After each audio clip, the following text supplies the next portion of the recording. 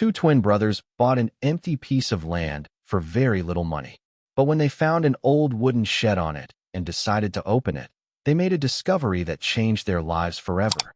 Subscribe and write in the comments where you are watching this video from. Michael and Thomas had always felt as if the narrow streets of their factory town were closing in on them. The smell of coal smoke stayed in the air no matter the season, and the sound of clanging machines and factory whistles was so constant that silence seemed almost like a myth. They were born as identical twins, always together since they were kids. Yet people who knew them always talked about their differences. Michael was the more careful one, thoughtful with his words and slow in his actions. While Thomas had a wild spark, always the first to jump in, sometimes without thinking. Together they balanced each other like two halves of the same coin, and both had the same strong wish to escape the place where they had grown up and find land they could call their own. Their father had been a builder, a man with rough hands and a serious face who taught them to work with wood and stone from the time they were old enough to lift a hammer. Their mother had taught them something different: patience, being humble, and the idea that even the poorest family could have pride if it kept its values strong. Yet, even with their parents' lessons, both brothers grew restless. The city's narrow alleys, the shaky row houses, and the black walls of the factories had shaped their young years. But now, in their late 20s, they wanted something more. They often talked about fields, fruit trees, and big skies, places that until now had been nothing more than a dream. When the ad for a land auction appeared on Michael's computer one winter night, it was Thomas who leaned over his shoulder, his eyes bright with a mix of excitement and doubt. The listing described a plot on the edge of an empty farm just outside a small town almost forgotten by the main roads. The price was very low, so low it made them suspicious. No one seemed interested in bidding, and that alone suggested the place might be bad with poor soil, broken buildings, or legal problems. Yet the brothers looked at each other, and without words, they both knew what the other was thinking. This could be the chance they had been waiting for. They waited at first, talking about whether they should risk their small savings. Michael argued for being careful, but Thomas pushed forward, saying, "Chances like this never come twice." The bidding process itself felt like a dream. They watched as the clock ticked down and realized no one else was going to make an offer. With a few quick clicks, they placed their bid, half expecting someone to bid more in the final seconds. But the screen flashed with confirmation, and the lot was theirs. For a few moments, they sat in shocked silence, the reality slowly sinking in. They were landowners now. The factory town that had held them for so long no longer controlled their whole future. Excitement grew between them in the following days as they made plans. They imagined planting fruit trees, building a house with wide porches, even raising animals. Of course, the description of the land had been unclear, the pictures blurry and old. But none of that mattered. It was theirs. Every dream they had ever whispered late at night suddenly seemed possible. When spring came and the air finally softened with the smell of new growth, the brothers loaded their pickup truck with tools, food, and the few things they thought they might need. The drive was long, taking them farther from the choking smoke of their hometown and into open countryside. The landscape slowly changed, factories giving way to rolling fields, woods, and distant hills. For the first time in years, they rolled down their windows and let the wind carry the smell of grass and earth into the cab of the truck. The road grew narrower as they left the main highway, turning onto a series of gravel lanes that twisted between forgotten fields. Wooden fences leaned dangerously, half covered by weeds, and barns in the distance sagged as if too tired to keep standing. The directions they had printed out led them finally to a long dirt path that curved toward a group of trees. At the end of the path lay the land they had bought, stretching out unevenly across a wide clearing. At first sight, disappointment showed on Michael's face. The land was wild, filled with tall grass and thorny bushes, and the soil looked rough and uncared for. Old fence posts leaned in strange angles, and in one corner stood the remains of what might once have been a gate, now rotting and nearly hidden under vines. The property looked as though no one had cared for it in many years. Yet even in that emptiness, there was something interesting. The silence was deep, broken only by the rustling of wind through the grass, and the sky above was an endless blue, not spoiled by smoke or dirt. Thomas stepped out of the truck and breathed in deeply, stretching his arms as though the land itself belonged to him already. Michael followed more slowly, his careful eyes looking at the ground, noticing where it dipped unevenly, or where stones stuck out like old bones. They walked together, their boots crunching against patches of dry earth, exploring the edges. The land was larger than they expected, stretching far back into the woods. Every few steps brought a new detail, a rusted piece of farm equipment, a crumbling stone wall, the faint outlines of an old path. Then, almost hidden behind a group of overgrown bushes, they saw it. At first they thought it was simply another pile of rotting wood. But as they pushed the branches aside, the outline of a small building came into view. It was a shed, though it looked more like a ghost of one, its wooden boards blackened with age, its roof sagging inward, where time and storms had taken their toll. The brothers stopped, staring at it. The shed stood alone, crooked, but strangely stubborn, as though refusing to fall down entirely. Something about its presence struck them both at once. This was not mentioned in the documents or the auction listing. Its existence was a mystery, and the more they looked at it, the more a strange curiosity grabbed them. Michael narrowed his eyes, trying to judge whether the shed was safe to even approach. Thomas, on the other hand, felt a strange thrill. A shed like this might hold nothing but junk, but it might also hold something forgotten. After all, empty places sometimes carried secrets the world had overlooked. He glanced at his brother, saw the hesitation in his face, and without waiting, strode forward through the tall grass. The air around the shed was heavy, filled with the smell of mold and damp wood. The walls bore deep cracks, and moss clung stubbornly to the corners. The door hung on rusted hinges, its frame warped. Yet, despite its fragile appearance, the structure seemed to show a strange permanence, as if it had been waiting for them. Michael joined his brother at last, both of them standing before the shed in silence. They could feel that this was not just another leftover from the land's past. It was something more, something that might connect them to the very reason this property had lain forgotten for so long. Neither spoke, but both sensed it. Their journey had only just begun, and this weathered wooden building was about to change everything they thought they knew about their new home. And with that unspoken understanding, they knew their next step would be to see what secrets the shed concealed, though neither yet realized how deeply those secrets would tie into the history of the land or the destiny awaiting them. The first day on their new property had not only fulfilled their dream of owning land, it had also set them on a path toward an inheritance far greater than anything they had imagined. The shed loomed before them like a forgotten guard from another time, though the rest of the land lay in bad shape, tangled with weeds and choked by silence.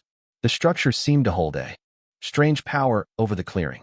Its roof sagged inward under the weight of years. The edges bowed and broken, as though storms had tried and failed to sweep it away entirely. The boards that formed its walls were warped and blackened with rot, yet they clung together stubbornly, resisting collapse. Sunlight pierced through the tops of trees above and caught on the jagged lines of the shed, making the cracks in its surface glow faintly, as if drawing attention to its very ruin. Michael and Thomas stood in front of it without speaking, each taking in the scene in his own way.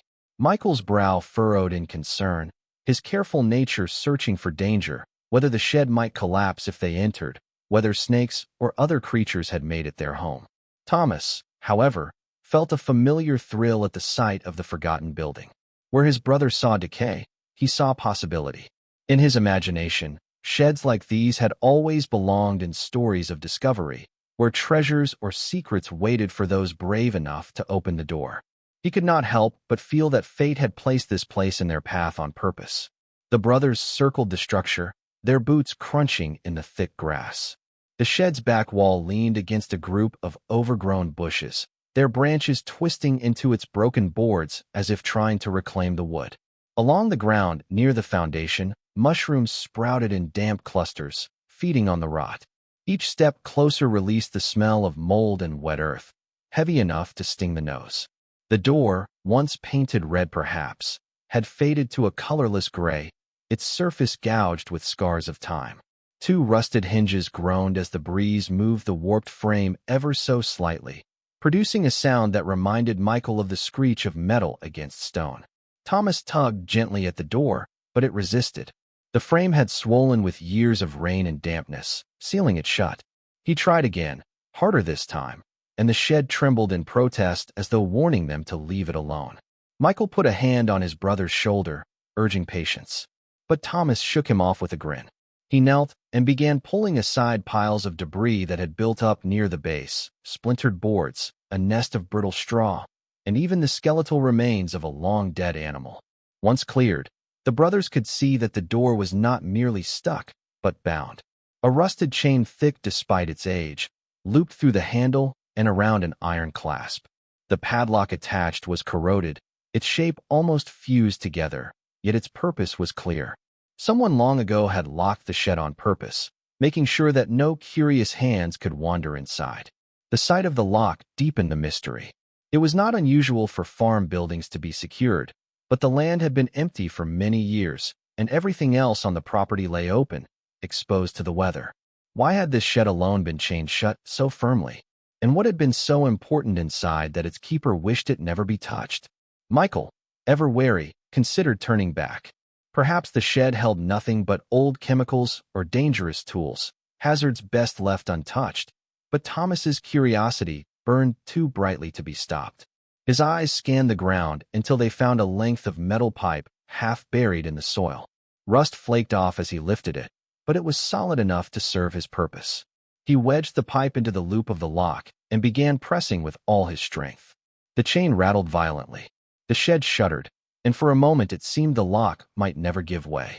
Then, with a shriek of metal giving up, it snapped open, and the chain fell heavily into the dirt. The brothers exchanged a long look, a silent recognition that what they were doing could not be undone. Then Thomas gripped the handle and pulled.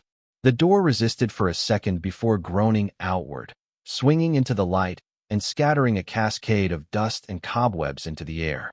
The inside of the shed revealed itself slowly as their eyes adjusted to the gloom.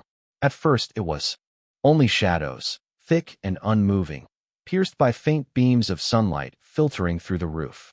Dust motes floated like tiny stars in the air, disturbed by the sudden movement of the door. The smell hit them next, a strong mix of rotting wood, mildew, and something older, almost metallic, like rusted iron. Michael retrieved a flashlight from his pack, its beams slicing through the darkness in a pale arc. The light revealed chaos within. Piles of broken furniture stacked against the walls, their legs snapped and their frames half buried beneath cobwebs.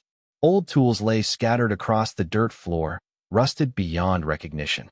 Shelves bowed under the weight of jars filled with cloudy liquid, their labels long dissolved by time. And yet, despite the clutter, something caught their eyes almost immediately. At the far corner, arranged with a strange sense of order that contrasted with the decay, stood a series of large wooden boxes. They were stacked neatly one on top of another, their surfaces cracked and warped, but clearly made to last. Some bore rusted metal locks that hung uselessly, their mechanisms frozen with corrosion. One, however, had shifted slightly open, the lid tilted as though inviting them closer. The brothers moved carefully toward it, the beams of their flashlights trembling against the rough walls. The boxes seemed to show importance, as if they had been placed there with purpose, not forgotten like the other debris. Dust clung to their edges, but the wood still kept a faint shine of polish in certain spots, suggesting they had once been valued possessions. Michael crouched beside the box with the open lid, his heart pounding louder than he liked to admit. Slowly, almost with respect, he lifted the lid, the hinges groaning softly, and the contents revealed themselves in the dim light. Inside were bundles of papers tied with brittle string, their edges yellowed with age. Beneath them lay a carefully rolled blueprint, the paper fragile but intact. Resting on top of the stack was a bundle of photographs, their black and white images blurred but still recognizable. The brothers leaned closer, fascinated. The photographs showed a man standing beside a woman and two small children.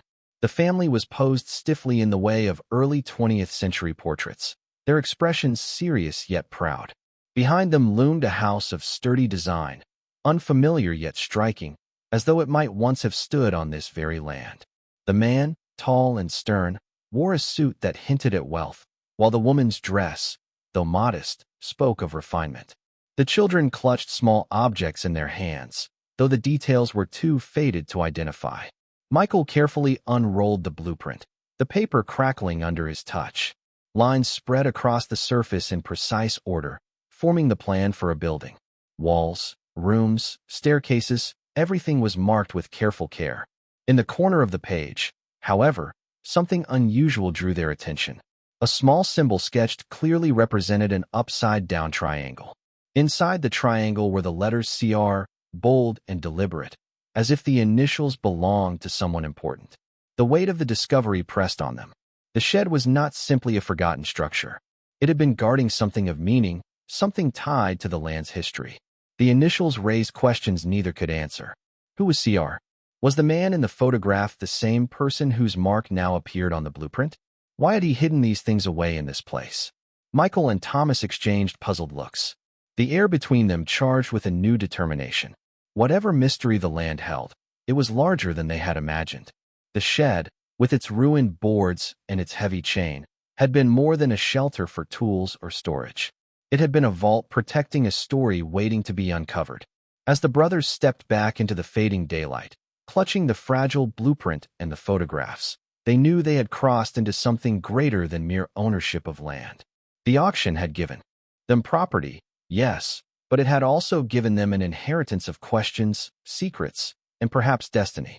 The silence of the clearing seemed heavier now, as though the land itself had noticed their intrusion and was daring them to continue deeper. Neither spoke as they closed the shed door behind them. Words felt unnecessary, even inadequate. They had unearthed the first thread of a tapestry that stretched backward into forgotten generations. They could sense that the discovery was only the beginning. In the stillness of the evening, with the sun dipping low and shadows lengthening across the clearing, the shed stood behind them like a guardian, and ahead lay the promise of a search that would demand everything they had to give. The mystery of the land had only deepened, and the answers lay hidden in places they had yet to find. What they had uncovered was not just relics of the past, but an invitation to follow where history would lead them into secrets buried deeper than either brother could yet imagine. The evening after they first pried open the shed and uncovered the strange assortment of papers, the brothers returned to the small rented room they had taken in town, carrying the box between them as if it were some fragile relic that might fall apart with the smallest misstep. Their minds whirled with questions as they set the box on the table. Each glance they shared filled with equal parts excitement and unease. The photographs had stirred something hard to explain, a connection to lives that had once walked the very soil they now owned. And the blueprint with its mysterious initials lingered in their thoughts like an echo they could not ignore. But it was the leather-bound diary tucked beneath the piles of papers and nearly lost in the dust that drew them most of all. The book was worn with age, its edges frayed, the leather cracked and brittle. When Michael lifted it carefully and ran his fingers over its surface, it released a smell of dust and ink that seemed to carry the breath of another century. The clasp had long since rusted away, and when he opened it, the pages groaned in protest, brittle and yellow. The ink faded, but still readable under the soft glow of the lamp. The brothers leaned close, their shoulders nearly touching, and began to read. The diary belonged to a man named Jonathan Grayson, as he himself signed in an elegant but severe script on the first page. Already the name struck them, for though it did not match the initials on the blueprint, it matched something in the feel of the land. Grayson described himself as a farmer and craftsman, a man who had inherited the property from his father at the turn of the century. The early pages spoke of his efforts to tame the fields, to build a barn, and to raise livestock. He wrote of hardships, of seasons where the rains never came, and of winters that froze the soil so hard that nothing grew. Yet alongside those struggles, there were glimpses of pride, a harvest that fed not only his family, but neighbors in need, a new plow he had made with his own hands, the laughter of his children echoing across the fields. As the brothers turned the pages, however, the tone of the writing shifted. The steady records of farm life gave way to notes heavy with worry. Jonathan wrote of the changing world beyond his fields. There were whispers of wars starting overseas, of markets falling apart, of uncertainty in the government.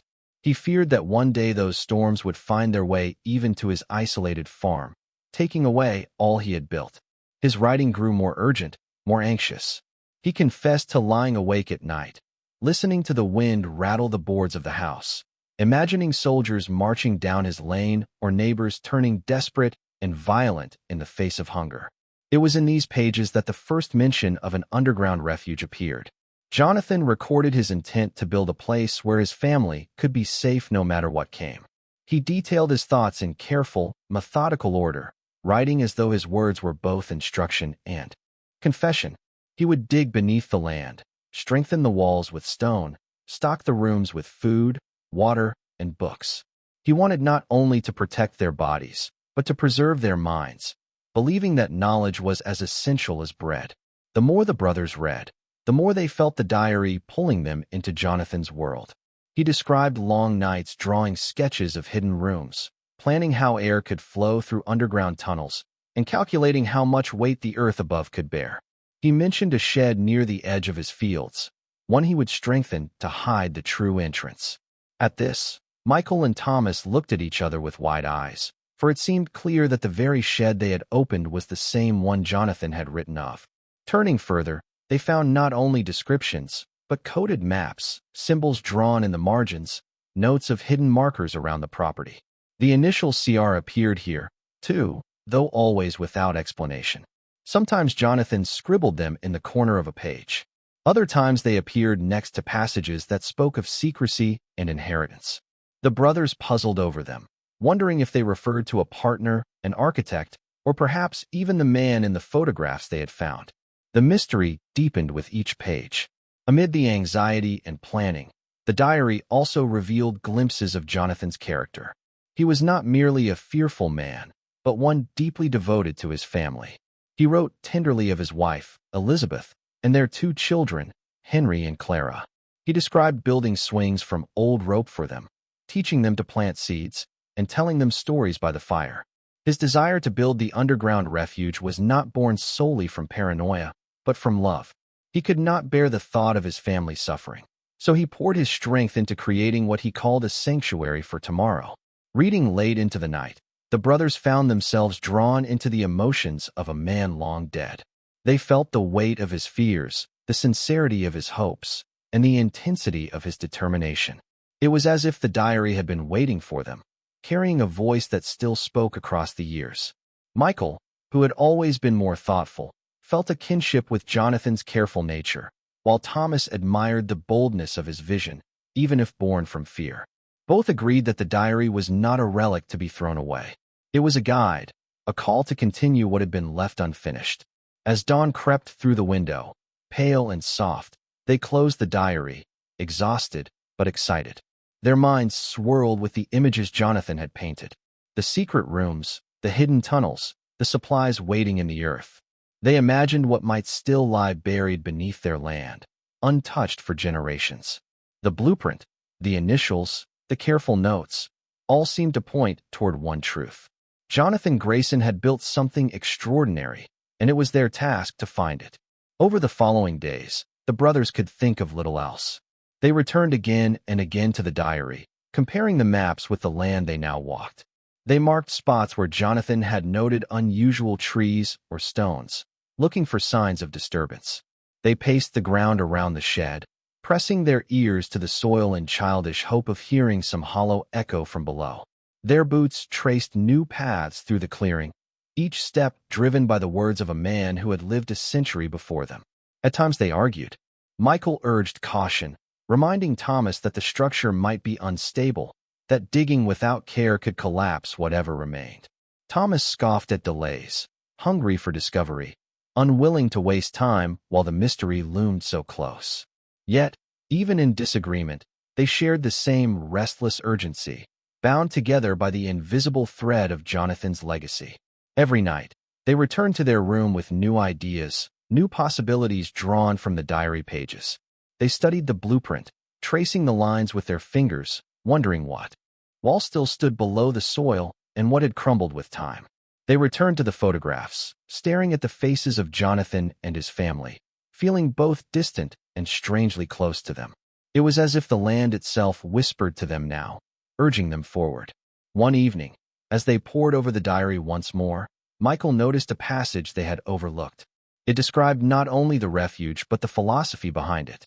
Jonathan believed that wealth should never be wasted on luxury, but invested in survival and the future of the community.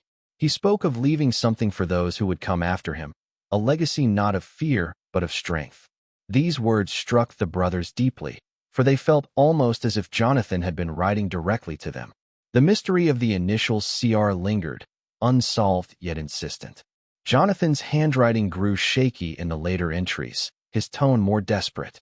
Yet, the initials appeared more often, as though they carried the key to everything he had done. Michael guessed it might stand for Charles Radcliffe, a name faintly familiar from some story of local wealth, while Thomas dismissed it as coincidence. Still, the uncertainty only bound them more firmly to the quest. They had to know what lay beneath their feet. By the end of the week, the brothers had made up their minds. They would not rest until they uncovered the refuge. The diary had given them a glimpse into a world half buried, a life's work sealed away by time. It was no longer just about curiosity or the thrill of discovery. It was about honoring the man whose voice still echoed in the fragile pages. They felt chosen, as though the land had waited for them specifically, as if the diary had been placed in their hands, not by chance, but by destiny. With tools ready and determination strong, they returned to the shed once more. The shadows of the late afternoon stretched long across the clearing, and the structure loomed darker than ever. But this time they stepped toward it, not as strangers stumbling upon a ruin, but as heirs answering a call. The diary had opened the path, and now it was time to follow it into the earth itself. What lay hidden beneath their land they could not yet know, but in their hearts they understood that the answers awaited them underground in the secret refuge that Jonathan Grayson had built for a tomorrow he would never see. And with that knowledge, their journey moved from pages of ink to the soil beneath their boots, toward discoveries that would test not only their courage, but their very bond as brothers. The diary had become their compass, each passage and sketch guiding their thoughts toward the soil that stretched beneath their boots. After nights of studying its fragile pages by lamplight and tracing the lines of the blueprint with their fingers, Michael and Thomas felt certain the shed was more than a relic. It was a doorway. Yet knowledge alone was not enough. If Jonathan Grayson had hidden a refuge beneath the ground, then years of earth and weather had worked to bury it deeply, hiding its presence as though the land itself wished to guard the secret. The brothers knew that uncovering it would demand not just curiosity, but work, patience, and resolve. The following morning they rose early, the air still cool and tinged with the smell of dew. Their truck rattled along the dirt road back to the clearing, loaded with supplies they had quickly gathered from the hardware store. Shovels, pickaxes, ropes, lanterns, and a bundle of boards to brace any hollow they might find. As they unloaded, the shed loomed in the soft light. Its shadows stretched long across the grass. For the first time, it seemed less like a ruin and more like a guardian, silently watching their preparations. They began by pacing the ground around the shed, comparing the distances with the rough maps Jonathan had drawn in the margins of his diary. He had mentioned marker stones, trees, the angle of sunlight. But time had changed the landscape, erasing or disguising what he had once relied upon. Trees had fallen new. Growth had sprung up, and stones had shifted. Each difference forced them to guess, to argue, to return to the diary in search of some overlooked clue. The process was slow, and the sun climbed higher, pressing heat into their backs. Sweat darkened their shirts, and blisters formed on their hands, but neither spoke of stopping. The first day passed in fruitless digging. They worked in shifts, one breaking the soil while the other sifted through roots and rocks. They carved shallow pits in the ground, searching for any sign of hollow space. But each time the earth proved stubborn, yielding only worms and clay. By evening their muscles ached, and frustration simmered between them.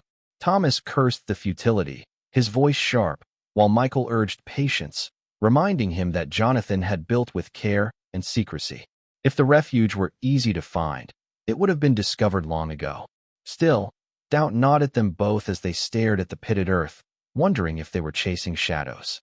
That night, back in their room, they pored over the diary once again. Michael read passages aloud, his voice low, while Thomas leaned forward, his jaw tight, as though he could force meaning out of the faded ink by will alone. It was then that Michael noticed a subtle detail in the text they had overlooked before. Jonathan had written not of beneath the shed, but behind the shed, a difference small enough to escape notice, yet big enough to shift their focus. Excitement flickered anew, banishing the fatigue of the day. They marked the page and resolved to begin fresh in the morning. The second day dawned clear and bright, and with renewed determination, they returned to the clearing. This time they turned their efforts to the ground just beyond the back wall of the shed, where a thicket of bushes clung stubbornly to the soil. They hacked away at the branches with machetes, the sharp tang of sap filling the air until at last the wall of green gave way to bare earth. Beneath the roots, the ground felt uneven, subtly different from the rest. When Thomas stamped his boot down, the sound was muffled, but faintly hollow, unlike the dense thud of solid soil.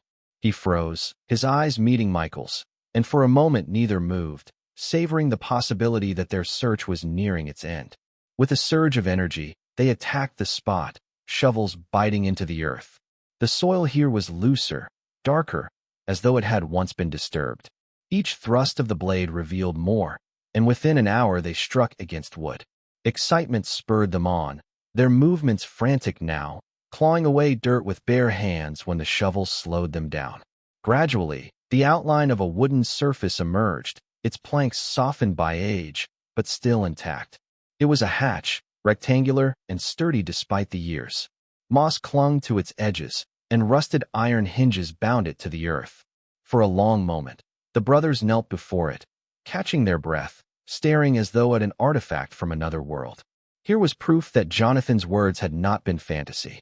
His refuge was real, and its threshold lay before them. Caution returned as quickly as triumph. Michael pressed his palm against the hatch, feeling the cool dampness of the wood.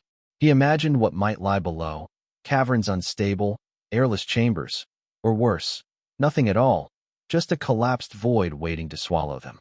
Thomas, ever the bolder, wedged his shovel beneath the edge and pried. The wood resisted, but groaned, a deep sound that seemed to echo from within the earth. With effort they heaved the hatch open, and a rush of stale air escaped, carrying with it the scent of age and dust.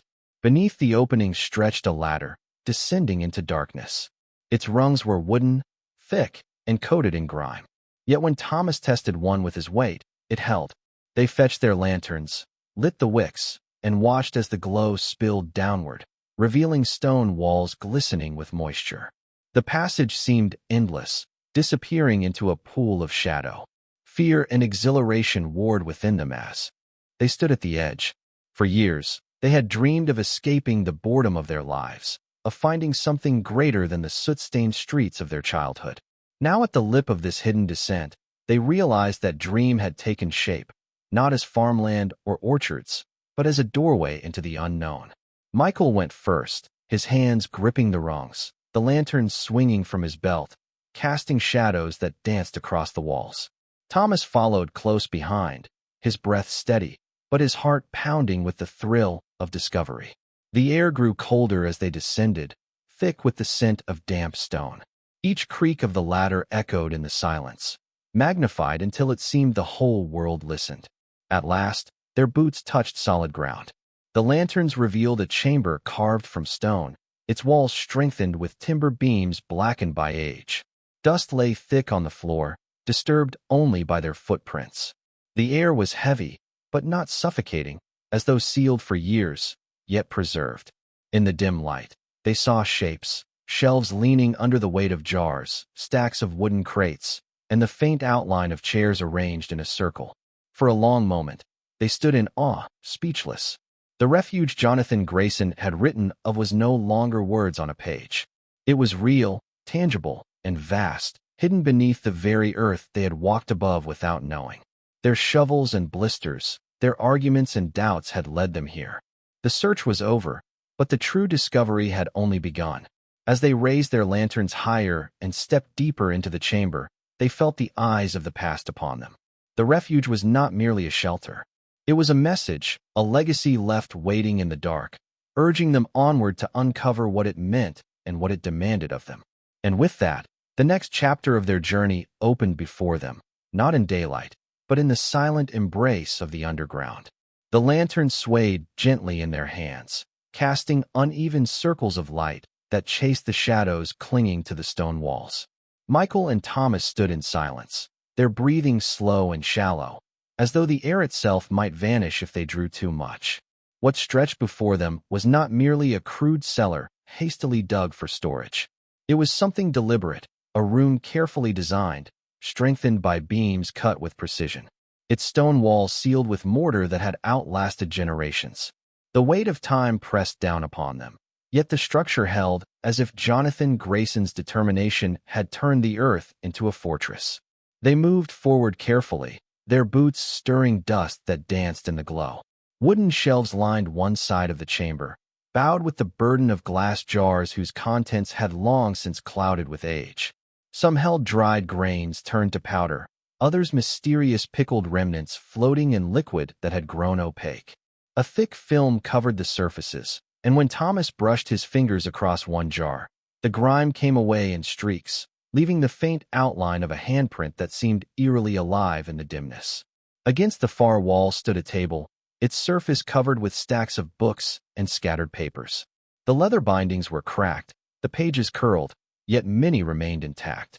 Michael leaned closer, recognizing titles and faded gold letters, manuals on farming techniques, volumes of history, works of philosophy, even poetry. Jonathan had not only stocked food and tools, he had preserved knowledge, as if determined that the world within these walls should feed the mind as well as the body. There were chairs, too, arranged in a semicircle facing the table, their wooden legs sinking into the dust. The scene carried an unsettling closeness, as though a family had just risen and stepped away, leaving everything waiting for their return. The lantern light touched the outlines of their shapes, highlighting the hollow where someone might have rested their hand, the groove worn by years of use. The silence was so complete that the brothers could almost hear echoes of voices that once filled the room, laughter and whispers trapped in the stone. Then their eyes were drawn to the most striking feature of all. Hanging on the far wall, partly covered by a heavy cloth, was a large canvas. The fabric sagged with age, but beneath it, the shape of a painting could not be mistaken. Thomas stepped forward and tugged the cloth away, releasing a small storm of dust. The lanterns illuminated a portrait, its colors dimmed by decades, but still vivid enough to capture the gaze.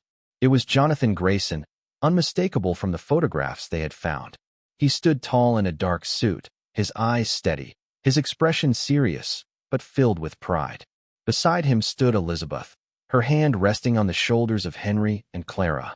The children stared forward with a mixture of innocence and gravity, as though they understood even in youth that their father's dream carried weight beyond their years. Behind them, painted in careful strokes, was the land itself, the fields, the trees, the sky stretching wide. And looming faintly in the background was the very shed that now stood decayed above. But it was not only the family that commanded attention. Behind them, painted on the wall of the portrait itself, was the symbol they had seen before. The upside-down triangle with the letters CR inscribed within. Here it was no scribble in a margin, no faded stamp on a blueprint, but a deliberate mark given permanence in paint. Its presence filled the brothers with a chill. Whatever CR represented, it had not been hidden in shame or secrecy, but displayed openly, tied to the very identity of the family. Michael's gaze shifted from the portrait to the wall itself, where the cloth had once hung. There, painted directly on the stone, was the same symbol, large and commanding, its lines sharp despite the passage of time. The initials stared at them, demanding recognition, their mystery deepened rather than solved. It was then that Thomas noticed something. At the base of the wall, half buried in dust and fallen debris, lay a small box. Its surface darkened with age. He pulled it free, and the lanterns revealed a simple wooden case bound with a delicate brass clasp. Inside lay a small iron key, its teeth sharp and ornate, alongside a folded letter sealed in wax that had long since cracked. Michael broke the brittle seal carefully, unfolding the paper with trembling hands. The letter was written in Jonathan's hand, though the strokes were weaker, more hurried than those in the diary. The words, though faded, were clear enough to read. To he who finds this place, know that you hold not only the weight of my family's work, but also its promise. The key will unlock what is yours. Guard it well, for it was meant to endure beyond me, beyond Elizabeth, beyond our children. Use it wisely, and let it serve not only your blood, but all who walk this land after." The message struck them with a force that left them momentarily breathless. It was not addressed to a stranger, but to a descendant, a future bearer of the Grayson legacy. Michael felt a shiver run through him, for though they had not yet proven it, he could not shake the thought that their arrival here was no accident.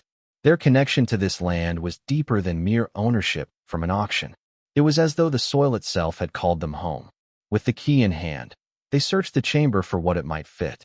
Their eyes swept over crates stacked in the corners, some bound with rusted chains, others sealed with nails. At last they found it. A chest unlike the others, larger, strengthened with iron bands, and bearing a lock whose shape matched the teeth of the key. Dust coated its surface, but the carvings along its edges revealed intricate designs, patterns of vines, wheat stalks, and stars. It was both a container and a statement crafted not for secrecy alone, but for significance. Michael held the key, his hesitation plain, while Thomas urged him forward. At last, he bent to the lock, slid the iron teeth into place, and turned. The mechanism groaned, reluctant at first, then gave way with a satisfying click. The brothers lifted the lid together, the hinges shrieking as though in protest. Inside, the lantern light glinted off piles of gold and silver coins, their surfaces dulled, but unmistakably valuable. Nestled among them were small sacks that when opened spilled gems that flashed even in the dim glow. Alongside the treasure were documents sealed in wax, deeds that spoke of land holdings, shares, and wealth that had once belonged to the Grayson family. The brothers stared in silence, overwhelmed not merely by the material fortune, but by the enormity of the legacy that lay before them. For long minutes, neither spoke. Thomas's mind raced with the possibilities, the debts they could erase, the life they could build, the freedom wealth could offer. Yet, Michael's thoughts drifted to the diary, to Jonathan's words about survival, about using resources not for indulgence, but for a future that stretched beyond the self. The chest was not simply treasure. It was a question, a test of what they would do with what had been placed in their hands. The silence between them grew heavy, the weight of their differing instincts pressing against their bond. In the flickering lantern light, with the treasure glinting and the portrait of Jonathan and his family watching from the wall, the brothers felt the gravity of choice settle upon them. Their journey had begun with curiosity, had led them through toil and doubt, and now stood poised to define not only their future, but perhaps the very spirit of the land itself. The underground chamber with its books, its jars, its painting, and its chest of wealth had become more than a refuge. It was a mirror reflecting both the past and the present, demanding that those who found it decide what kind of future would follow. And as Michael and Thomas closed the chest once more, lanterns dimming, they knew that the true challenge was not in discovering the legacy, but in determining how to carry it forward. They ascended the ladder slowly, each step heavier than the last, the key and letter tucked safely in Michael's pocket. Above, the air of the clearing felt sharper, brighter, as though the earth itself exhaled in relief at their emergence. Yet neither brother spoke as they stood beneath the open sky. The discovery had been made, but the decision of what to do with it lingered unspoken between them, a question that would follow them into the days to come. When the hatch closed above them, and the earth swallowed once more the secrets of the underground chamber, the brothers stood together in the fading light of evening. The chest of treasure and the weight of choice pressing heavily upon their minds. The coins, the deeds, the gems, they glittered in memory, even when hidden from view, their promise echoing with every heartbeat. Yet alongside that promise came the gaze of Jonathan Grayson's portrait, the stern and enduring eyes that seemed to linger on them even in the open air. It was not simply wealth they had uncovered, but an inheritance wrapped in expectation, a silent demand that they determine how it would be used. For days they spoke little of what they had found. Each morning they returned to the land, pacing its boundaries, their boots crushing the grass, as if tracing invisible lines between past and future. Thomas's thoughts bent instinctively toward what the treasure could provide, the escape from hardship, the building of a grand house, the chance to live comfortably at last. He imagined new trucks, modern equipment, the kind of prosperity that could erase the long years of labor in the soot-stained town they had left behind. But Michael's mind lingered on Jonathan's words. The diary's passages written in a trembling hand that spoke of responsibility, of survival, of leaving something not only for one's own children, but for those yet unborn. The tension between them deepened, silent at first, then voiced in long debates that stretched into the night. Thomas argued that the treasure belonged to them, that fate had delivered it into their hands, and that it would be foolish to waste their fortune on others who had done nothing to earn it. Michael countered with quiet conviction, reminding him that Jonathan had built not for selfish gain, but for protection, that he had preserved books as carefully as food, because he had believed in the endurance of knowledge, in community, in resilience. To use the treasure only for themselves would be to betray the very spirit of the refuge they had uncovered. It was not an easy argument to win, for desire is a powerful force, and Thomas's hunger for change burned brightly.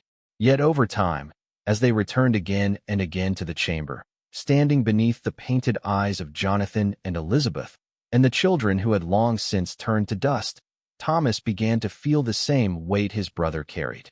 He read the letter once more, the words urging the finder to use the key wisely, not selfishly. And though his pride resisted, his heart began to bend. The decision came slowly, shaped not in a single moment of revelation, but through countless small recognitions. They walked through the fields and imagined them restored, not as private estates, but as gardens and orchards that could feed many.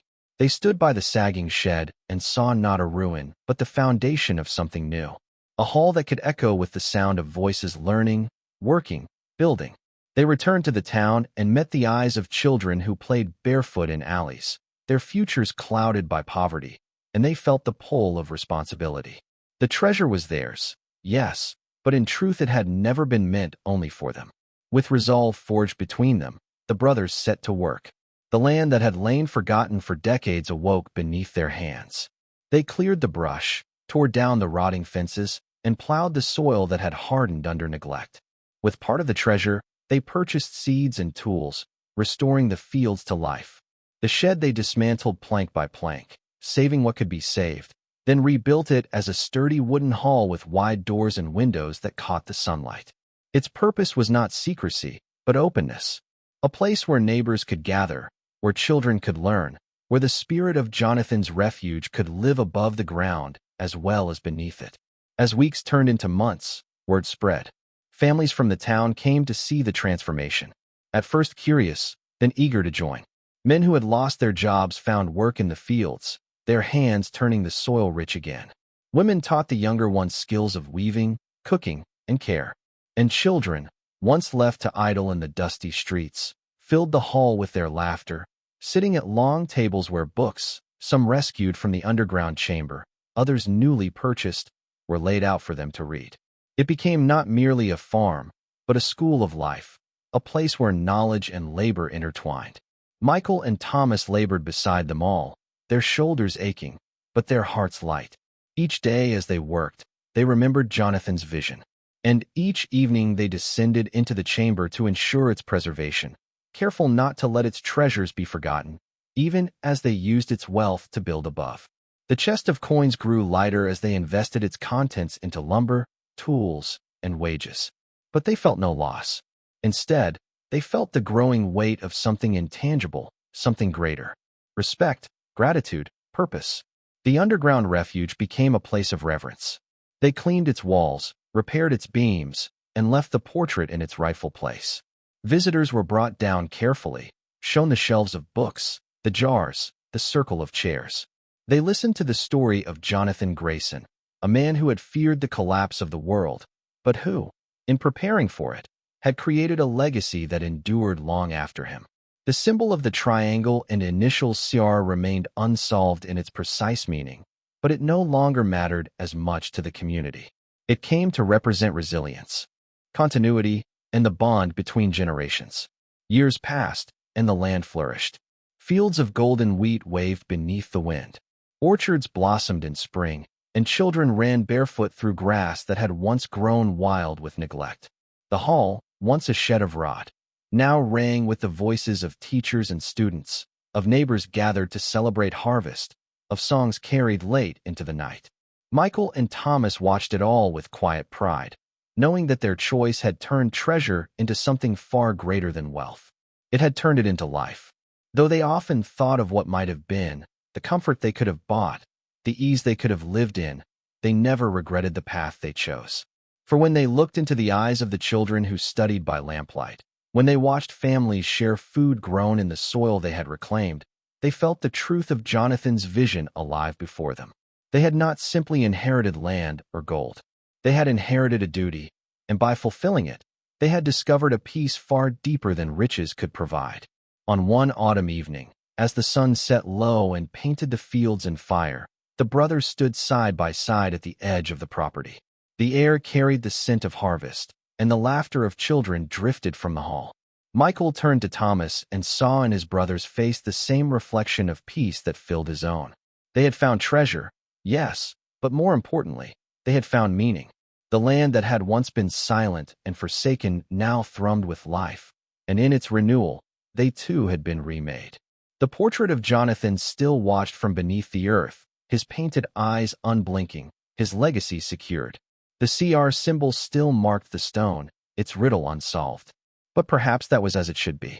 For some mysteries are less about answers than about guidance, leading those who come after toward choices that matter. Michael and Thomas no longer sought to unravel it. They were content to live in the story it had woven around them. And so the land once abandoned became a place of hope, of labor, of knowledge. The brothers who had come seeking ownership found instead stewardship. And in that stewardship they discovered themselves. The true inheritance was not the gold, nor the deeds, nor even the refuge hidden beneath the soil. The true inheritance was the life they built, the community they nurtured, and the future they secured for others. In this, Jonathan's vision endured. And in this, the brothers found their peace. If you enjoyed this story, don't forget to hit that subscribe button so you never miss the next shocking discovery. Tap the bell so you're the first to see what we uncover in our upcoming videos. And if this story kept you hooked, check out the next video on your screen right now. It's even more unbelievable. Share this video with your friends and family because trust me, they won't believe what happens next.